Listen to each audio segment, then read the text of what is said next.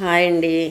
ఈరోజు మనం వాము తాలింపు చేసుకుందాం. ఎందుకంటే చలికాలం వచ్చేస్తుంది కదండి. వర్షాలు ఒకటి, అందరికీ జలుబులు, దగ్గులు, పిల్లలకి ఫీవర్లు ఇవన్నీ వస్తున్నాయి కదా.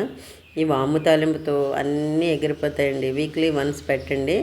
ఫస్ట్ ఆయిల్ వేడెక్కాక వాము బాగా ఫ్రై చేసుకోవాలి దోరగా. ఫ్రై అయ్యాక మనం వెల్లుల్లిపాయలు కూడా వేసి మనం బాగా ఫ్రై చేయాలండి.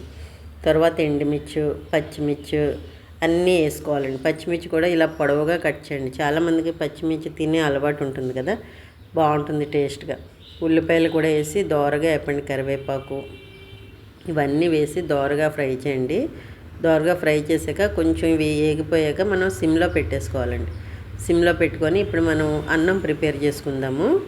వేడివేడి అన్నంలో కొంచెం సాల్టు, కొంచెం పసుపు వేసి దీన్ని బాగా పసుపు సాల్ట్ బాగా కలిసేలాగా బాగా కలుపుకొని ఉప్పు చూసుకోండి. రైస్ని ఉప్పు చూసుకోవాలి మనం, సరిపోయిందా లేదా అని. అప్పుడు మనం ఫ్రై చేస్తున్న వాము తాలింపులో ఈ రైస్ని కలిపేయాలండి.